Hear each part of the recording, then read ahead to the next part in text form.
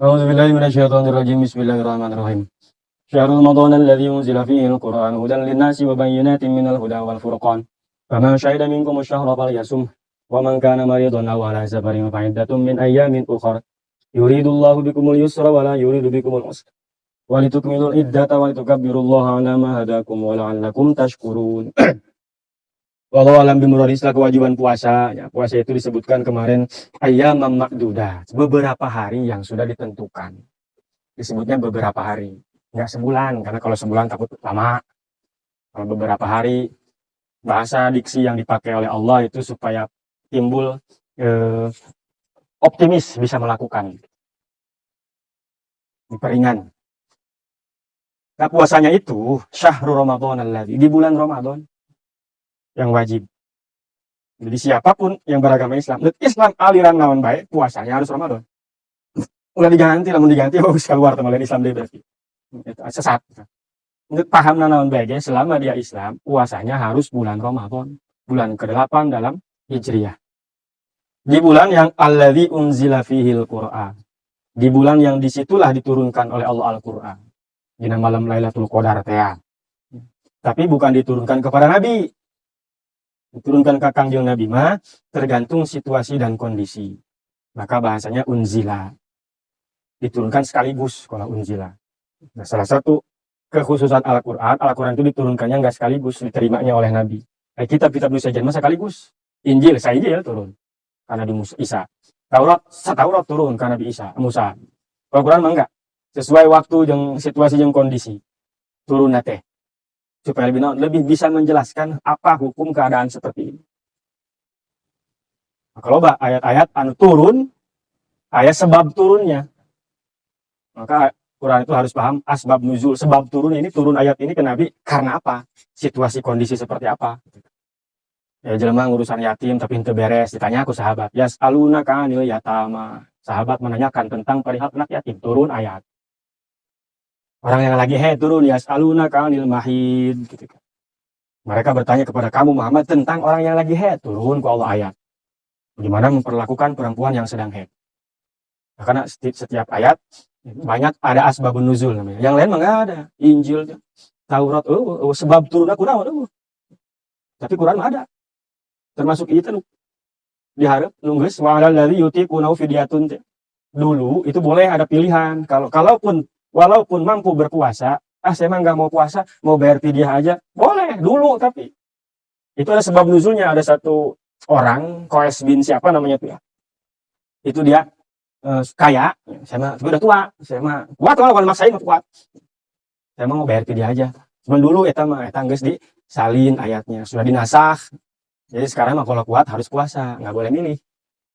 Karena dulu mah kan awal-awal Islam, kalau sekarang nggak bisa. Nah, ayat ini nggak bisa jadi dalil. Quran kayak gitu, aing ngajan kuat, aing mah moal puasa lah, dek mayar beas bae, ya Quran ngomong gitu eta tolol. Enggak semua ayat Quran itu terkait hukum berlaku hukumnya. Meskipun ayatnya masih ada, tapi hukumnya sudah direvisi.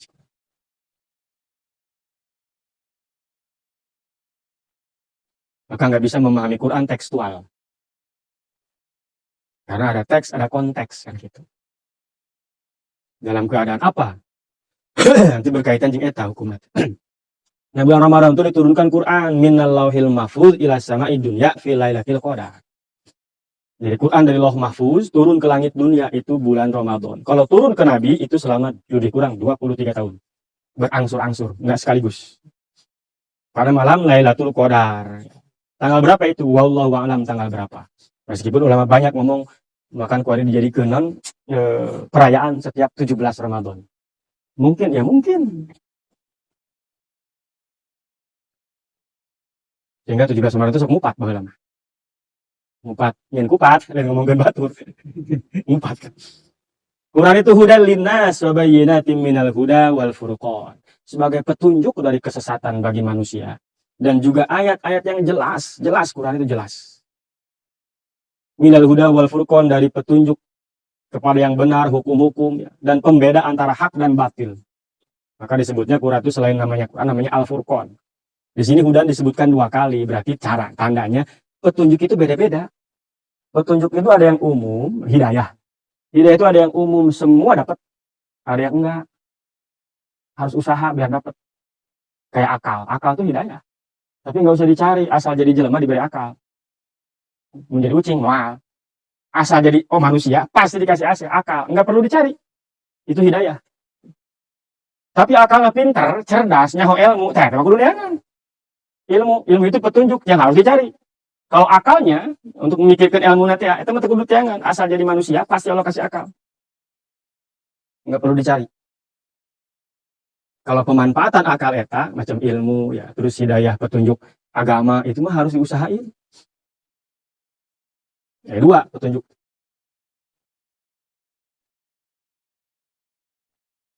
Dan Al-Quran itu pembeda, ma yufariqu bainal haqqi wal batil, pembeda antara hak dan batil. Mana yang hak, mana yang batil. Maka kan kita ditanya jelema, ma imamuka.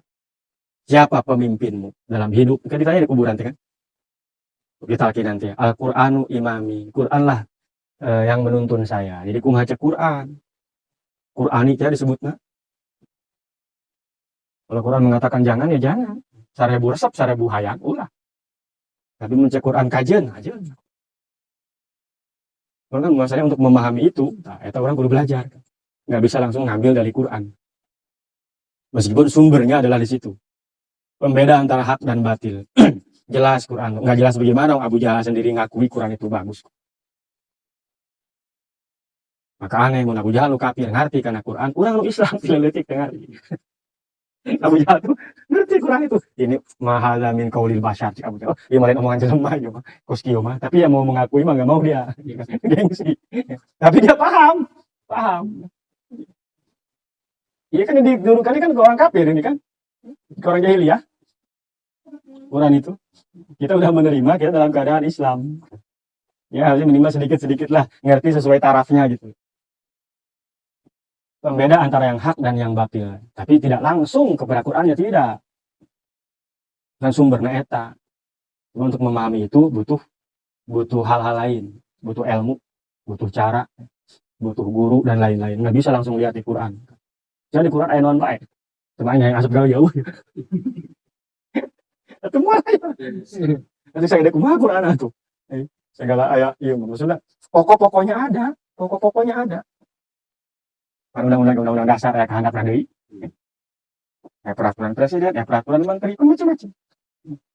Nggak bisa kita memahami undang-undang dasar, orang teu paham. Nang nyin jelema eta.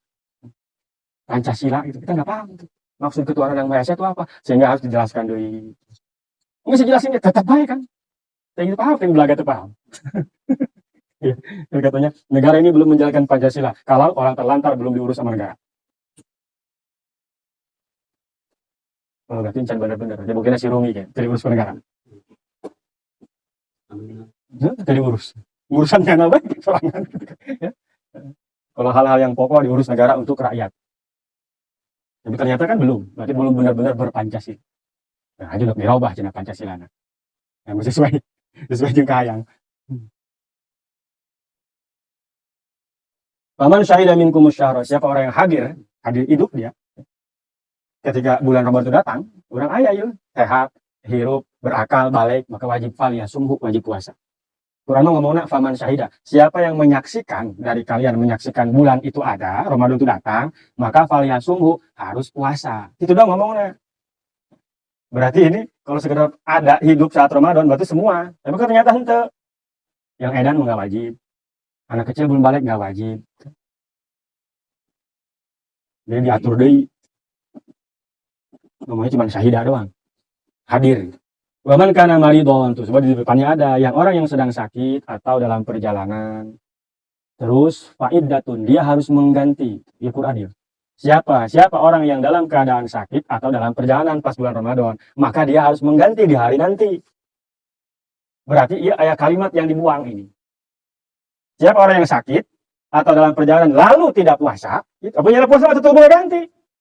Tapi Quran nggak ngomong gitu, ngomongnya siapa orang yang sakit atau perjalanan, maka dia harus mengganti di hari-hari akhir yang lain mengkodok.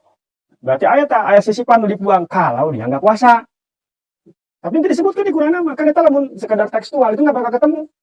Masa iya saya lagi perjalanan puasa ongkos tapi pun nggak ganti. Maksudnya terpuasa karena dia sakit, lalu dia perjalanan musafir, lalu nggak puasa. Nah, fa'aftara, maka ditafsirkan oleh para fa'aftara, lalu dia berbuka tidak puasa, fa'iddatun min ayamin ukhor, maka dia harus mengganti berapa hari itu nanti dikodok gitu. Ini sebenarnya sudah ada di depan, tapi ada lagi di sini supaya untuk meyakinkan bahwa hukum ini tetap berlaku, tidak direvisi itu.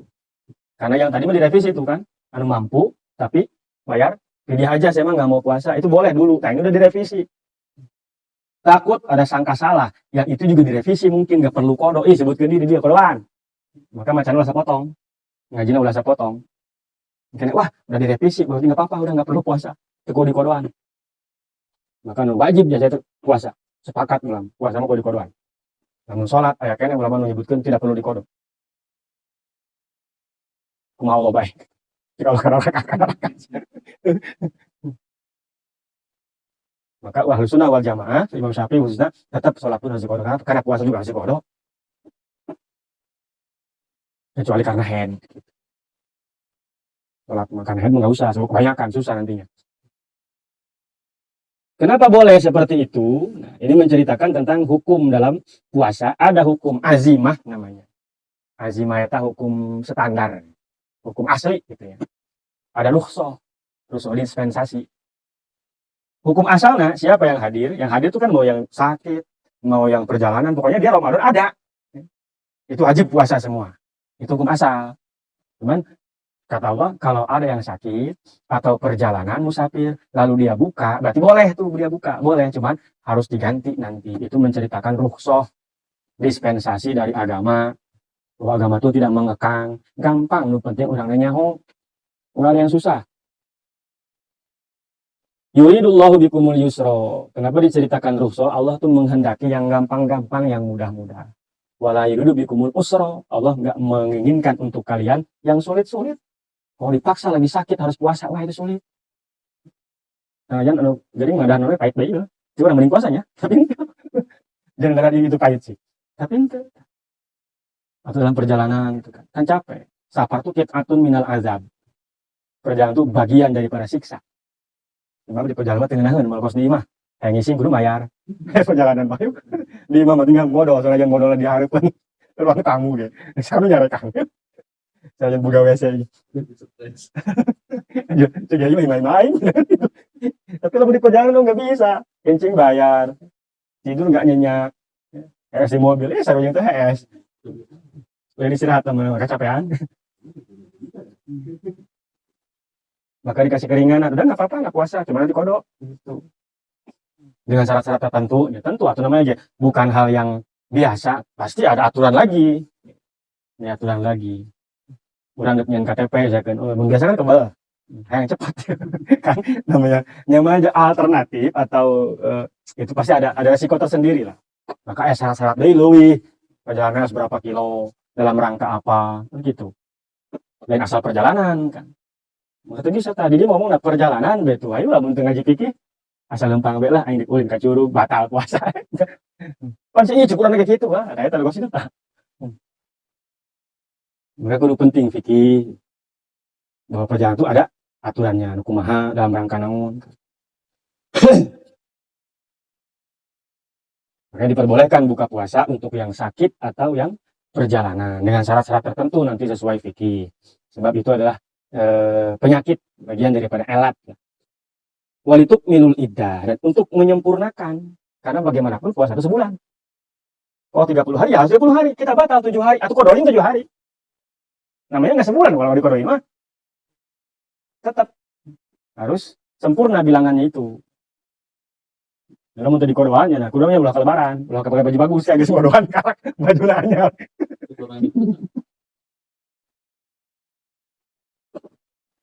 Jadi harus sempurnakan bilangan puasanya 1 bulan gitu. Kalau dia kurang 3 hari, ya itu kodoin 3 hari. Kurang 10 hari, kodoin 10 hari. Kurang 30, kodoin 30. Wa itu kabirullah ala ma hadakum, dan dalam rangka mengagungkan Allah atas apa yang telah Allah berikan kepada kita berupa petunjuk. Jadi bentuk syukuran puasa. Syukur ke Allah, wah geus dibere hidayah. Lima alimi dinihi, untuk mengerti agama. Jadi puasanya syukuran, jadi mau puasa Ramadan sering tersyukuran ke pangeran. wala'alakum tashkurun. Supaya kalian bersyukur, bisa bersyukur. Jadi puasa ge bukan sekedar kewajiban untuk bersyukur. Nganuhunkeun. Mun kewajiban mah rata-rata berat. Maka selain kewajiban, puasa itu juga untuk rangka bersyukur. Syukuran.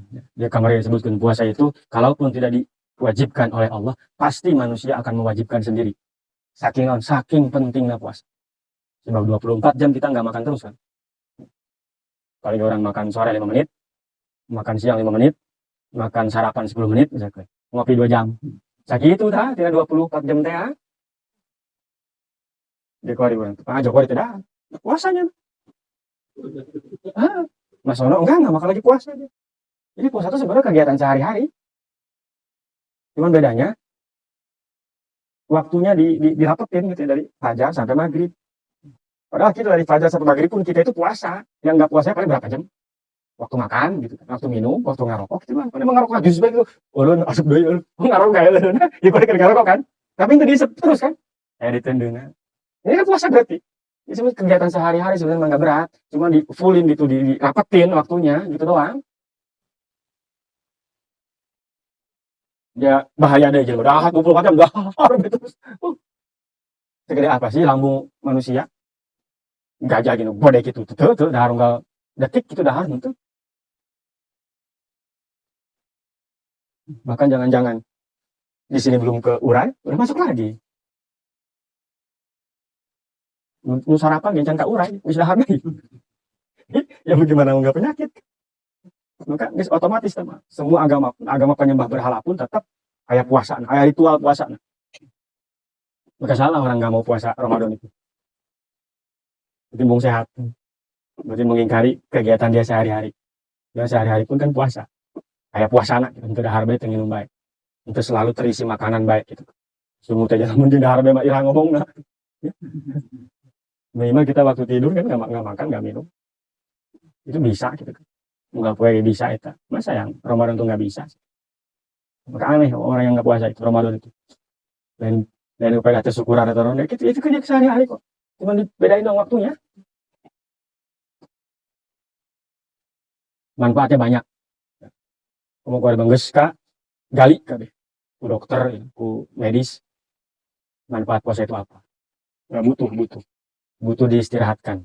Segala sesuatu dia butuh diistirahatkan. Ya, normal sama mereka normal. Orang bukan nonton begitu kabeh gitu. Orang boga mata apa mata bari pakai terus. Itu. Coba pakai terus molotot be terus. OHS na ayo. Kayaknya orang. Boga irung apa napas terus. Itu. Aya eureuna. Eureun terus bae. Apa-apapun kita punya tangan kan nggak selalu dipakai kerja atau apa enggak. Selama 24 jam itu nggak berhenti. Orang bukan naon lah. Bukan motor apa terus lempang 24 jam. Itu.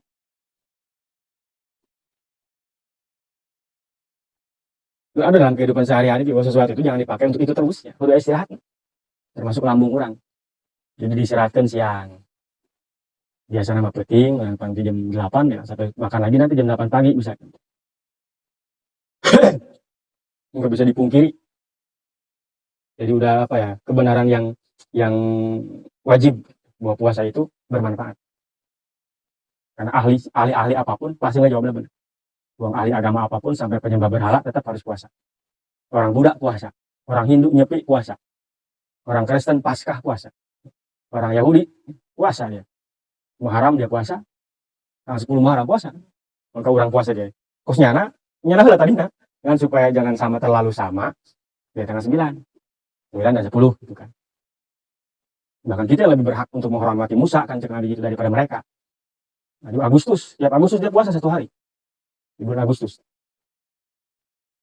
Jelma-jelma bahu lagi, penyembah dinamisme, animisme, itu mereka berpuasa. Usaha naon, bermanfaat. Dengan hawa nafsu dan lain-lain. Wa sa'ala jama'atul an-nabi wallahu a'lam bishawab. Al-Fatihah.